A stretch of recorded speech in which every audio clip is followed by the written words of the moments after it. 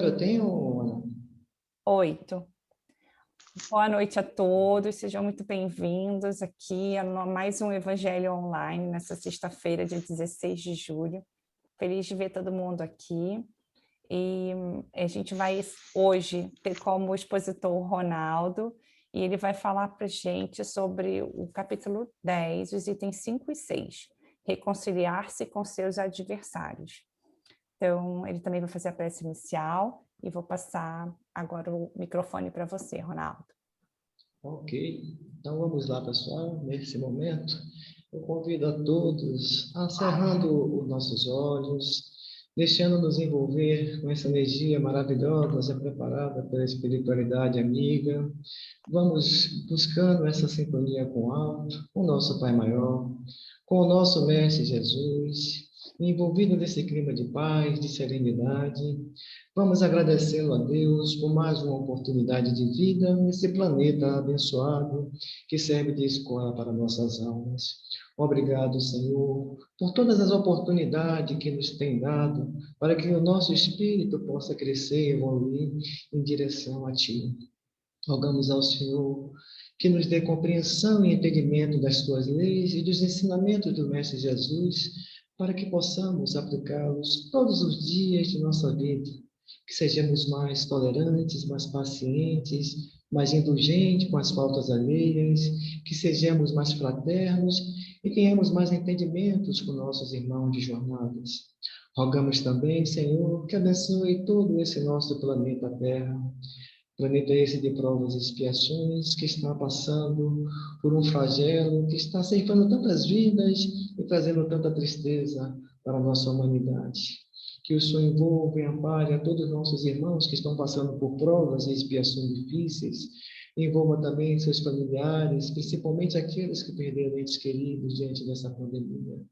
E que o Senhor nos fortaleça sempre na fé, robusta e verdadeira, como Cristo nos ensinou, e na esperança de dias melhores. Louvado seja, Pai, o teu nome em todo o universo, e bendito seja o teu nome em todos os mundos, hoje, agora e sempre. Que assim seja.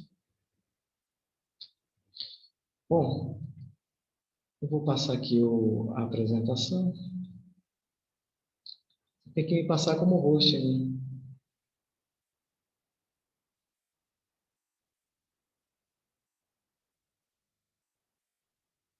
O co-host, né? Beleza. Só um minuto. Eu estou aqui.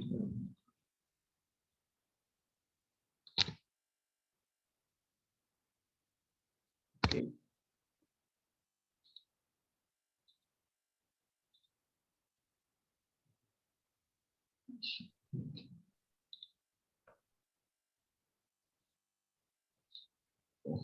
Acredito que todos estão vendo aí. Sim.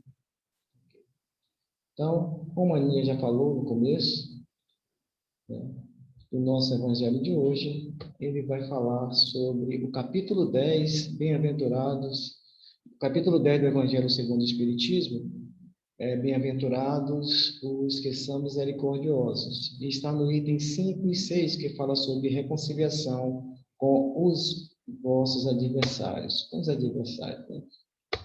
E o começo do Evangelho, ele já faz a introdução com Mateus.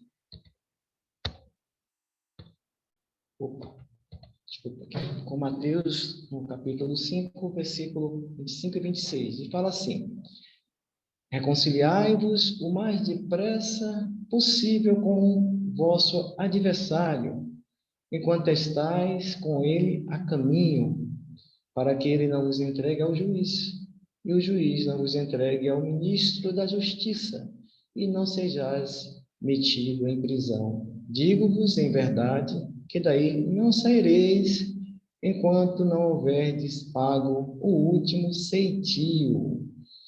A palavra ceitil aqui é que na época de Jesus, né, era uma moeda, né, de mais baixo valor que tinha, é como se fosse um centavo nosso, né, uma coisa insignificante. Então, tem que pagar até a coisa insignificante, até, né, o que resta, né, para ser pago. Não pode ficar nenhuma dívida, tem que ser tudo saldado. Bom, certa vez, antes de fazer a nossa introdução do nosso Evangelho, como o Evangelho fala reconciliados com vossos adversários, né, podemos entender também inimigos, será que nos dias de hoje a gente podemos dizer que temos inimigo ou adversários em nossas vidas? Né? E quem são eles? Será que sabemos quem são esses adversários, esses inimigos, né, que não gostam de nós ou têm alguma birra conosco, né? Certa vez, o nosso Pedro, né? Sempre o Pedro, né? Que quando a gente está falando do Evangelho, Pedro está sempre questionando Jesus sobre algumas coisas, mas é aquele ímpeto de saber, querer saber, né? Conhecer, né? Então, certa vez, Jesus ele foi pregar lá em Nazaré, na sua cidade natal, conforme os dados históricos, mas a sua palavra não foi lá bem recebida por aqueles judeus que eram mais rigorosos, né? Então, esses judeus viam o Cristo como subversivo, né? Em relação a leis mosaicas, né? E nem pelos senhores das terras que tinham lá que identificavam Jesus como sendo um revolucionário comum, né? Em relação a Herodes. Os os seus discípulos, né? Principalmente o Pedro e o Felipe, né? Eles não gostavam nada dessa situação. E diante das ironias, da gargalhada, das zombeterias que tinha, as ofensas que aquele povo de se dirigir a Jesus, esse Pedro e Felipe eles sempre respondiam com palavras fortes e rudes, né? E Jesus, né? Era chamado pelo aquele povo, né? Naquela época de impostor, de feiticeiro, de mago, filho de Satanás, pelos próprios nazarenos, que incrível, né? Pelos próprios nazarenos. Foi quando então Pedro fez aquela série pergunta, né? Que todos vocês já conhecem, né? Quantas vezes, mestre, devo perdoar o meu próximo quando ele pecar diante de mim, né? Diante daquela situação que passava, o Pedro já estava incomodado, né? Que ele tá... Aí ele fala assim, até 7 vezes, Jesus, eu tenho que perdoar essas pessoas? E Jesus foi falando, não, Pedro, não te digo que até 7 vezes, mas até 70 vezes 7 vezes. Ora, a gente pegando ao pé da letra, se multiplicarmos 70 vezes 7, a quantia vai ser 490 vezes. Ou será que eu vou ter que perdoar só 490 vezes? Já é muito também, né? Não é pouco? 490 vezes, né? E aí a gente lembra de um caso do nosso Chico, né? Do nosso velho Chico, né? Que o Chico, a vida do Chico não precisa nem comentários, né? É considerado um dos maiores brasileiros de todo o tempo, né? Segundo até a enquete nacional. A sua vida foi repleta de ensinamento, né? Não só sobre a doutrina espírita, mas também de moral, né? Espírita cristã. Era o Chico, esse aí. Então, em determinada ocasião, né? O Chico, né? Depois de psicografar mensagem, de instruções, né? Nos campos das virtudes, da moralidade, do amor, né? Cartas particulares, que consolavam os familiares que estavam enlutados. Então, naquelas reuniões lá no grupo espírita de prece, lá em Uberaba, né, apareciam vários visitantes, né? E o Chico apertava a mão de todo mundo, abraçava, beijava, então dava conselhos, tudo isso, mas teve uma hora especial que uma senhora de meia idade chegou, e essa senhora estava sofrendo, né, com o marido que era alcoólatra, e ela chegou para o Chico e falou, Chico, se eu contar as vezes que já perdoei o meu marido nestes 30 anos de casada, já deu 490 vezes. Sendo assim, estou libertada, né? Parece piada, né? Mas era com aquela coisa eu tenho que perdoar esse valor. Se eu perdoar esse valor... E começou a contar quantas vezes ia perdoando o marido, ele chegava bêbado em casa, outras coisas mais. E ela, com a maior inocência, Chico, eu estou perdoada, né? E o Chico responde, né? E fala assim, ó, o Emmanuel está aqui do meu lado, dizendo que Jesus mandou perdoar, né, 70 vezes 7 cada ofensa, né, que venha perturbar o nosso coração. Ou seja, não era para perturbar aquele quantidade de 490 vezes, né? É para perdoar cada ofensa 490 vezes, né? A gente entende, né, que isso aí é muito simbólico, esse número é uma simbologia, né, o Cristo queria falar que a gente deve perdoar sempre, imensuradamente, pois o perdão liberta, né? Perdoar constantemente, incondicionalmente. E o Cristo, ele não só ensinou isso, né, mas ele também vivenciou isso na sua vida, no seu próprio martírio perante a cruz. Ele perdoa toda a humanidade. Pai, perdoa os que não sabem, os que fazem. Né? Exaltando assim a suprema lei do amor, do perdão, da caridade, essências da nossa perfeição, não é verdade? Dando prosseguimento aqui,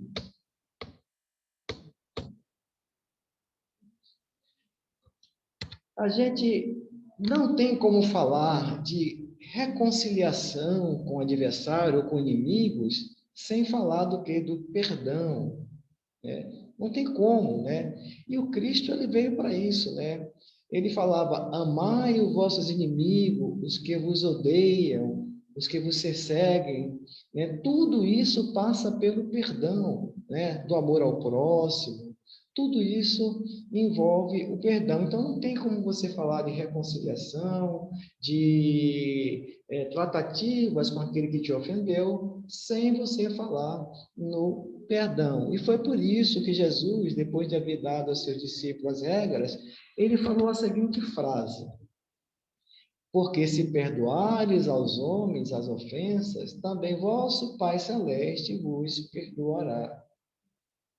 Se, porém, não perdoardes os homens, tampouco vosso Pai vos perdoará as ofensas. Né? A gente lembra daquela história, né, do servo que foi pedir ao rei, né, que perdoasse as dívidas deles, porque o rei ia mandar prendê-lo, e o rei perdoa, e de repente, ao sair, ele vê um que está devendo ele, segura pelo pescoço, tem que me pagar, e depois os soldados do rei vão e falam o acontecimento, aí o servo é mandado à prisão, e aí ele fala com toda a família, e aí haverá choro e ranger de dentes, né? Então, é uma passagem que Jesus também nos convida, essas tratativas com o perdão, né? O perdão sempre, né, pessoal? E dando prosseguimento, aqui a gente vem falar um pouco sobre essa reconciliação, né? Como eu falei, reconciliação requer perdão. E quando a gente para entender o que significa perdão, perdão, né, no latim é perdonare, significa o quê? Per é total, completo. Donare significa dar, entregar, doar, mais no sentido de doar do que dar, né? Ou seja, quando você perdoa, você está se doando por completo, né? Você está se esquecendo de si, está esquecendo tudo o que aconteceu. Você está se libertando e convidando aquele também que te ultrajou de alguma forma a se libertar. Tá? Existe uma poesia, né, uma poetisa chamada Maria Dolores, que através da psicografia do Chico, ela falava em seus versos, né, cantiga de perdão, perdoa e segues em liberdade no rumo que é certo da felicidade, ou seja, quando você perdoa, você está caminhando com a sua felicidade. E no próprio grego, né, o perdoar, né, apieme, quer dizer desligar, soltar, libertar. Você se liberta, né, daquele peso, daquela marra, né, que está de alguma forma te incomodando, né? Então, dando prosseguimento aqui ao nosso. Opa, deixa eu passar aqui, pessoal, eu perdi aqui.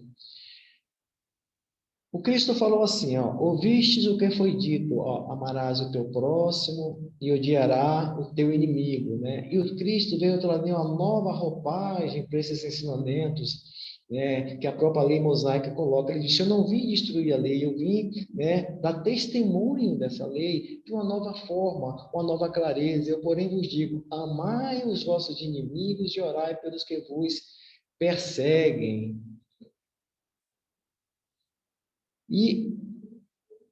E aqui embaixo nós temos em amar os nossos inimigos, em fazermos o bem aos que nos odeiam, em orarmos pelos que nos perseguem.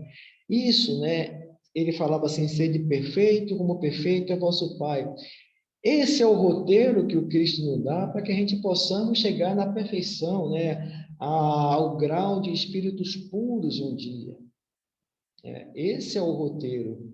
Mas a gente sabe que diante das nossas provas e expiações desse mundo aqui, que é muito materialista, não é nada fácil, né? O Jesus falou isso há mais de 2000 anos e até hoje a gente ainda está buscando compreender. Não só compreender, né? Mas acima de tudo vivenciar isso, que seria o ideal. Porque às vezes a gente entende, mas não compreende, porque o compreender significa que você assimilou aquilo e está praticando aquilo.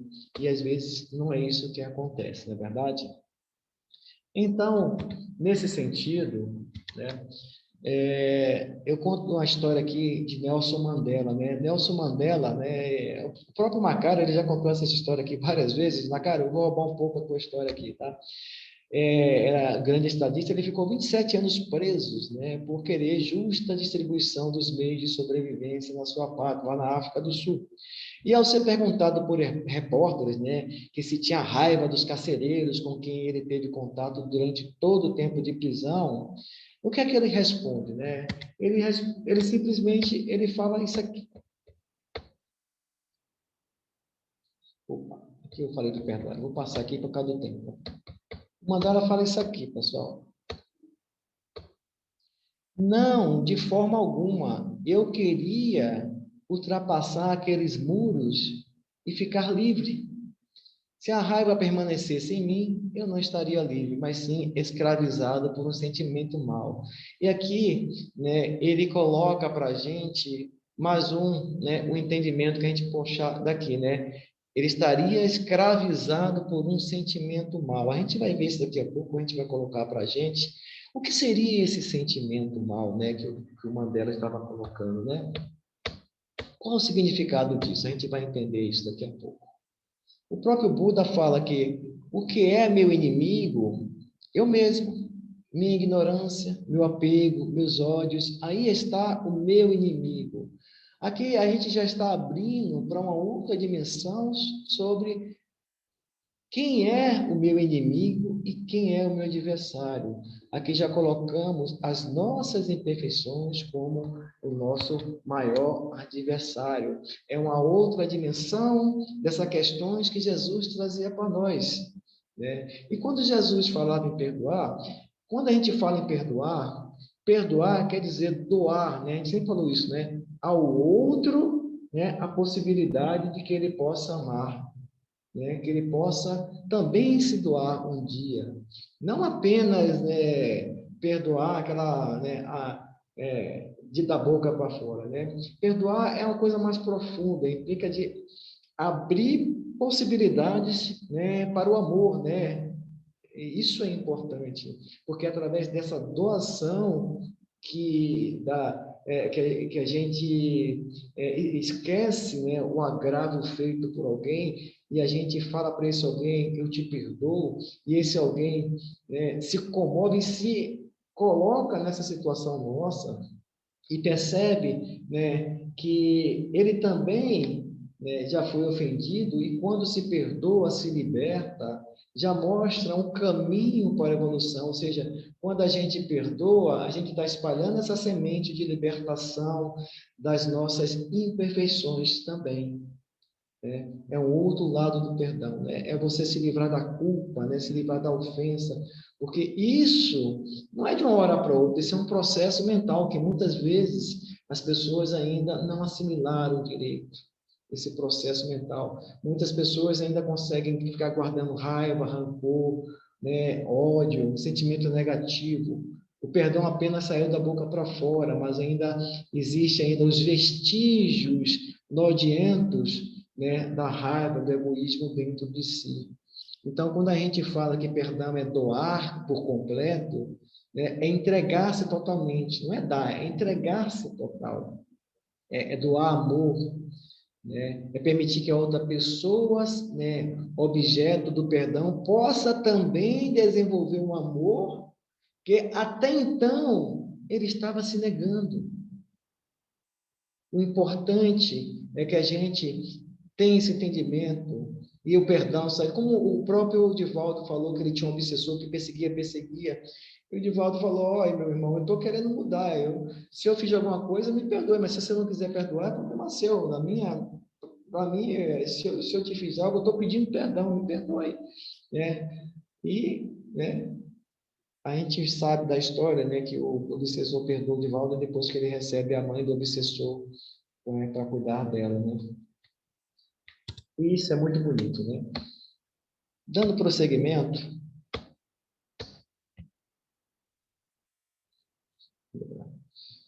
aqui tem uma frase do Marquês de Maricá, ele fala o seguinte: os nossos maiores inimigos existem dentro de nós, são os nossos erros, vícios e paixões. Verdade. Isso aqui já é uma outra amplidão para as questões do entendimento do perdão. Porque quando a gente consegue entender que dentro de nós existe o nosso maior inimigo, que são as nossas imperfeições, e quem é o juiz que vai julgar isso? É a nossa própria consciência que vai dizer para nós: ó, isso é errado, isso não é bom, isso não é correto. E a gente luta para vencer esses inimigos que existem dentro de nós. Né? Os inimigos, né, da jornada da nossa vida, aqueles que a gente encontra na nossa vida aqui no planeta, a gente consegue, né, se colocar perante dele e pedir perdão. E daqueles inimigos que estão dentro de nós, será que a gente já, né, se perdoou? Aí a gente entra a questão do que? Do auto-perdão. Você se perdoar por saber que você ainda é imperfeito e comete erros. É porque esses erros são você, que está dentro de você, que você ainda carrega ele. Essas mazelas que ainda pode ser, que muitas vezes são atavismos trazidos de outra encarnação. Muitas vezes, né, os nossos maiores inimigos, nossos maiores adversários estão dentro de nós, que os próprios Espíritos falam, né? O nosso maior inimigo é o mal que ainda existe em nós. Esse é o nosso maior adversário, que muitas vezes, como falava o Paulo, né?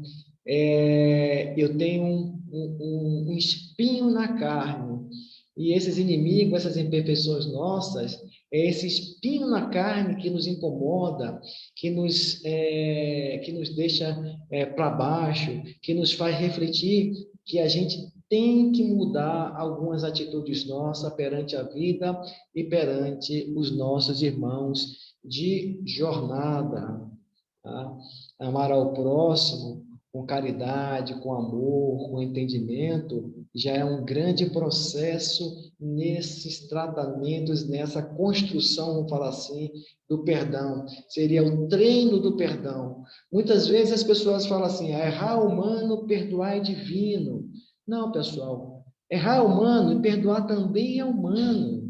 Com certeza, perdoar é humano. Porque Deus, ele sabe que a gente está numa jornada de aperfeiçoamento e que a gente vai errar. Deus é perdão antecipado. Jesus é perdão antecipado. Ele sabe das nossas falhas, que a gente vai falhar. Ele já nos perdoou há muito tempo.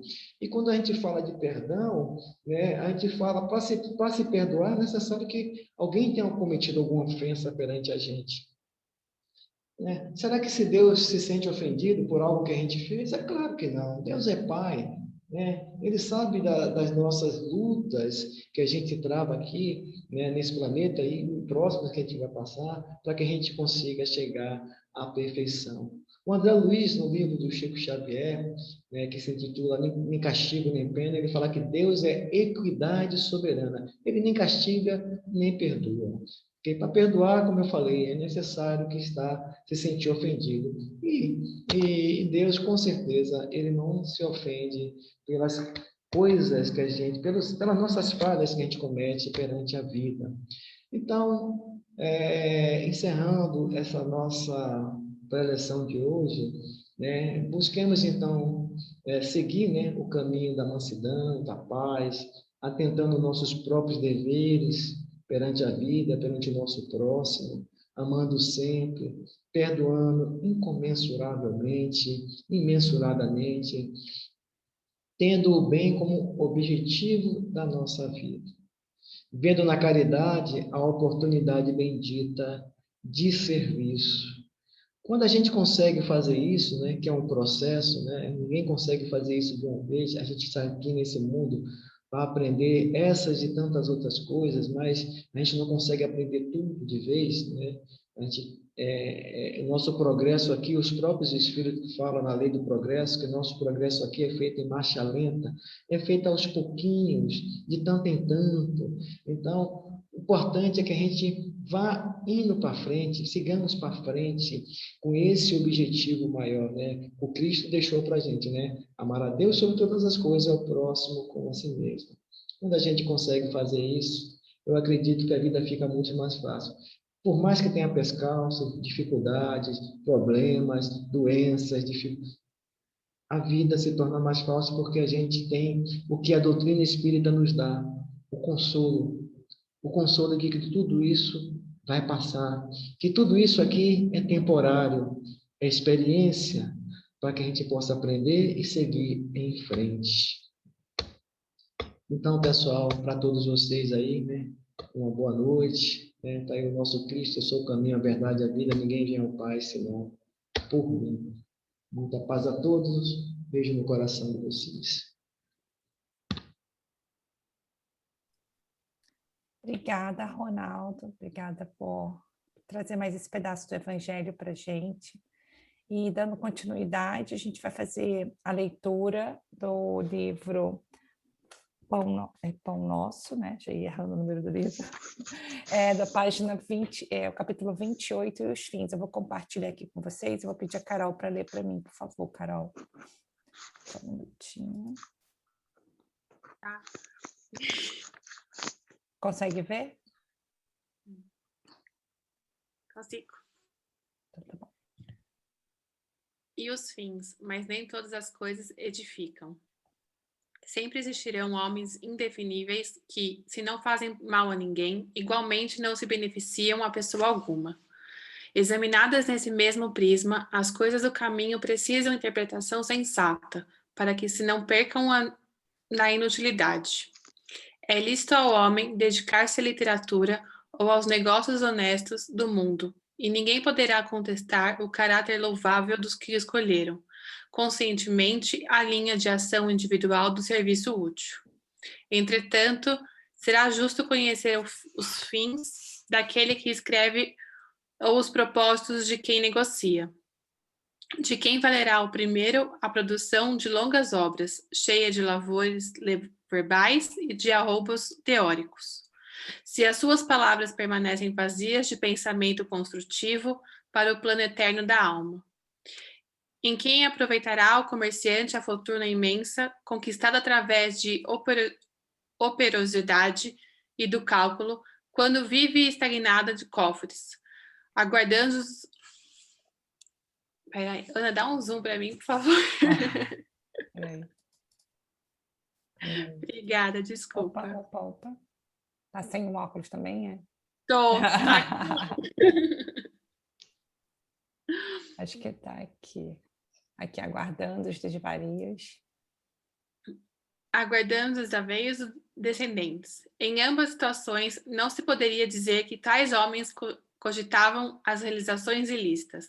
Todavia, perderam tempo precioso, esquecendo os menores, coisas que trazem finalidade edificante. O trabalhador cônscio das responsabilidades que lhes competem não se desvia dos caminhos retos. Há muita aflição e amargura nas oficinas do aperfeiçoamento terrestre, porque os seus servidores cuidam, antes de tudo, dos ganhos de ordem material, olivando aos fins a que se destinam. Enquanto isso ocorre, intensificam-se projetos e experimentos, mas falta sempre a dedicação justa e necessária. Obrigada, Carol. Obrigada. Então, esse texto aqui está chamando a atenção para os fins, né? Qual é o objetivo do nosso trabalho? Por que chama aqui ele fala, né, dá 2 exemplos da questão de uma pessoa que escreve um texto, uma pessoa que tem um negócio, né? Hoje a gente vê tantos casos na televisão de, por exemplo, madeireiras que destroem a Amazônia para ganhar dinheiro, vender madeira ilegal e com isso está destruindo a nossa natureza de forma ilegal. A gente sabe que precisamos de madeira para nosso desenvolvimento econômico, mas será que é só desse jeito que pode ser feito?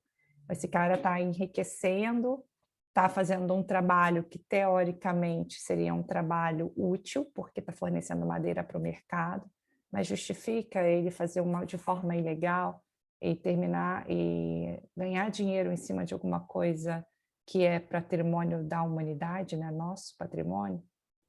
Será que quantas coisas a gente não vê que acontecem de forma ilegal ou de uma forma que poderia ser um pouco diferente, que a pessoa só está visando o dinheiro? Então, esse texto está chamando a atenção para isso.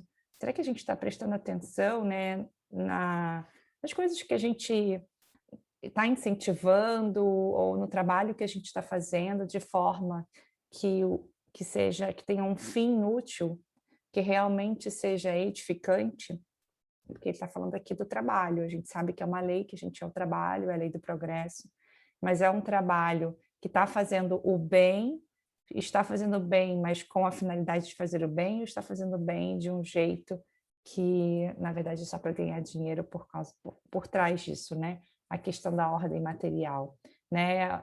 Vender vacina superfaturada, vacina todo mundo precisa, a gente está precisando da vacina, mas vender de forma superfaturada é uma forma que é ilegal, é só pensar no dinheiro, não pensar em ajudar a população. Então, hoje em dia, cada vez mais, né, a gente está crítico em relação aos produtos que a gente consome, se é um produto sustentável, se não tem trabalho escravo, se não tem criança trabalhando. Então, a sociedade cada vez mais está cobrando isso. E lá, né, lá nesses textos, já vinha falando sobre isso, né? Qual é o fim, né? Qual é a finalidade, qual é o objetivo, qual é o propósito disso tudo? É realmente ajudar. Ganhar dinheiro é uma consequência de um trabalho bem feito, né? A gente está numa sociedade capitalista, ninguém vai fazer o seu trabalho de graça, porque a gente precisa nos alimentar, nos vestir, morar.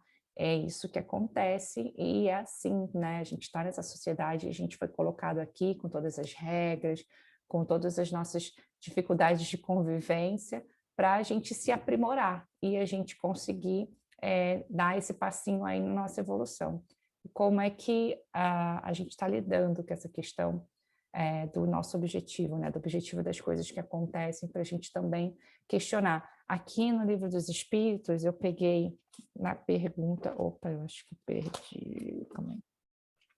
É no capítulo 12, que fala da perfeição moral. A pergunta 893, ele fala: qual a mais meritória de todas as virtudes? Toda virtude tem a resposta. Toda virtude tem seu mérito próprio, porque todas indicam progresso na senda do bem. A virtude sempre que há resistência voluntária do arrastamento dos maus pendores. A sublimidade da virtude, porém, está no sacrifício do interesse pessoal pelo bem do próximo, sem pensamento oculto. A mais meritória é a que assenta na mais desinteressada caridade. Então, aqui, ênfase na caridade, né? Porque depois ele vai fazer umas perguntas. Quem faz caridade querendo ganhar pontinhos com Deus para poder pagar os pecados, né? Então, ele começa a fazer algumas questões aqui para a gente pensar: não, hoje eu vou trabalhar para pagar os meus pecados da semana, vou lá no centro fazer lasanha. Então, assim, não é desse bem que a gente está buscando, né, para a nossa elevação. E aí, depois eu achei interessante aqui, já que eu estou falando, né, dessa questão dos outros que a gente olha fazendo um trabalho que é um trabalho honesto, mas que muitas vezes está sendo não tão honesto pela forma que está se fazendo. tem a pergunta 903, que fala: incorre em culpa o homem por estudar os defeitos alheios, ou seja, dar exemplo, olhar os erros alheios? Será que a gente a gente tem culpa de olhar isso? A resposta é sim: incorrerá em grande culpa se o fizer para os criticar e divulgar, porque será faltar com a caridade. Se o fizer para tirar daí proveito, para evitá-los, tal estudo poderá ser de alguma utilidade. Importa, porém, não esquecer que a indulgência para os defeitos de outrem é uma das virtudes contidas na caridade. Então, a gente aqui, trazendo esses exemplos, né, também precisa estar com esse olhar de que as pessoas ainda estão num processo de evolução menor do que aqueles que não estão fazendo nada errado. Eles ainda estão um pouco atrasados nesse conhecimento, né, do amor e da caridade. Mas a gente também não pode enfiar o dedo e ficar cutucando aquela pessoa que errou. Então, é mesmo para a gente olhar e ver, será que eu estou fazendo alguma coisa com interesse, que não em fazer o bem, é só um interesse que às vezes eu nem presto atenção, que é um interesse à parte, que é um interesse fora do que a gente deveria estar pensando. Então, eu só vou deixar essa reflexão para a gente, porque aqui nesse texto mesmo fala: há muita aflição e amargura nas oficinas do aperfeiçoamento terrestre. Todos nós estamos nos aperfeiçoando e vamos passar por momentos com pensamentos ruins, com pensamentos que de repente né, a gente pensa assim: mas aqui eu vou ganhar um pouquinho mais. Aí daqui a pouco vem aquela vozinha boazinha: olha o que você está pensando, né? Olha, você está pensando errado. Então a gente está ainda nessa luta interna. Então a gente pode ficar atento aí para o nosso dia a dia, quais são as oportunidades que a gente tem de se aperfeiçoar, tá bom? Eu vou pedir para... Dona Lúcia, a senhora está aí? Dona Lúcia? Eu não sei se ela está aí para a gente fazer as vibrações. Será que ela caiu? Não, pronto, ativei aqui o mudo. É que eu estou no celular. Agora eu estou te ouvindo. E eu deixei também aqui sem o vídeo, né? Para economizar aqui também um pouquinho. Tá ótimo. Então, vamos lá. Agora, já que estão todo mundo me ouvindo, vamos todos reunidos em nome do nosso Pai Criador, em nome do Mestre Jesus e em nome dos bons espíritos que nos sustentam nessa nossa reunião. Vamos fazendo as nossas vibrações, que é uma tarefa fraternal. Porque quando estamos unidos, nós vamos de uma forma tornando essas nossas vibrações em orações. E vamos dando também, através dessas energias fluídicas, dando alegria àqueles que estão tristes, vamos aliviando aqueles que estão em sofrimento. E assim, vamos vibrando pelos que estão aflitos, os aflitos, que sofrem, né, por esses desempregos e problemas familiares. Vamos vibrando por aqueles que ainda não encontraram o seu caminho nesta jornada. Vamos vibrando também pelos andarilhos que andam perambulando como se não tivesse e não tem, né, um destino a chegar. Vamos vibrando também por aqueles que estão em desalentos nas ruas, nas calçadas, sentindo o frio da madrugada, fome. Vamos vibrando pelos doentes, os que estão em hospitais, por aqueles que estão distantes de socorro médico, que chega a eles, né, o amparo da equipe do Dr. Bezerra de Menezes, auxiliando e amparando nas suas necessidades. Vamos vibrando pelas crianças, aqueles que estão desamparados, pelos órfãos, por aquelas crianças que sofrem agressões nos seus próprios lares. Vamos vibrando pelos desencarnados. Vamos vibrando também pelo planeta Terra, nosso planeta maravilhoso, que necessita de muita vibração nesse momento de pandemia. Vamos vibrando aos países que estão em conflitos, que estão sofrendo também com essas desavenças políticas, guerras. Vamos vibrando pelos nossos governantes do nosso país, que estão lá em Brasília, que uma luz ilumine aqueles nossos governantes, né, que estão lá nos poderes, nos 3 poderes, que eles possam ter consciência e uma ajuda dos bons espíritos para as melhores decisões do nosso país. Vamos vibrando aos suicidas, vamos vibrando aos médicos, os trabalhadores da saúde, incansavelmente estão ali sempre prontos a um amparo, a cuidar desses nossos irmãos que tanto precisam. Vamos vibrando aos idosos, os que estão mesmo em casa da sua família, mas se sentem isolados, sozinhos. Vamos vibrando aos idosos que estão nos asilos. Vamos vibrando aos adolescentes, jovens, que ainda estão em conflitos do seu papel e da sua vida. Vamos vibrando aqueles que ainda não conheceram Deus, que ainda estão um pouco desamparados e perdidos nessa sua jornada. E agora peço licença para ler essa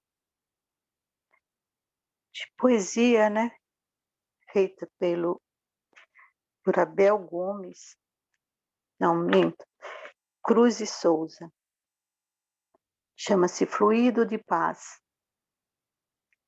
No suave aconchego dessa comunidade, sentindo o mestre amigo bem junto ao coração, enviamos aos céus a nossa vibração, pedindo compreensão para toda a humanidade. No anseio sublime de maior claridade, vai ganhando altura a nossa vibração, em busca do paternal Criador coração, fonte eterna de amor, de equilíbrio e de bondade. A crística esfera é enfim atingida, e ao divino contato sofre transformação, ganhando intensidade, maior força, maior vida. E agora retorna à Terra, em provação, o fluido de paz. Qual nuvem colorida vai curando a ferida de cada coração. E a energia suprema, fonte de sabedoria, de equilíbrio e de bondade, transforma em chuva dourada todo esse amor, vibração, como cura e consolação para toda a humanidade. Que assim seja. Boa noite, amigos. Boa noite a todos. Mônica, pode fazer a prece final. Então, todos nós, unidos por estes ensinamentos da noite de hoje, que nada mais é do que um reforço da caridade, que possamos, agradecidos pelos tópicos e reforços dos nossos irmãos abnegados que nos acompanham nos textos que foram lidos, na lição que foi compartilhada, que possamos cada vez mais trabalhar em nós mesmos essa nossa necessidade e essa caridade importante de perdão, de conhecimento e de amor.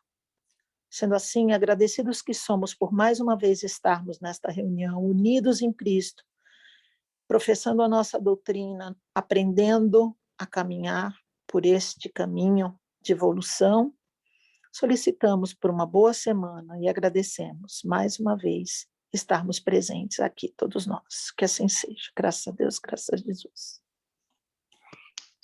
Obrigada, Boa noite, gente. Boa noite, Obrigada. Mônica. Boa noite, Boa Ana. semana. Boa noite, Olá, Fátima, Mônica. Toninho, de muito Ah, Sônia. olha, dona Gê. Boa noite. Boa noite, gente. Boa de noite, novo. pessoal. Boa Boa noite. Boa noite, Oi, Fátima. Aldeia. Boa noite, Gê. Boa noite, Mônica. Mônica. Para todos, boa semana, Boa saúde. noite. Até mais.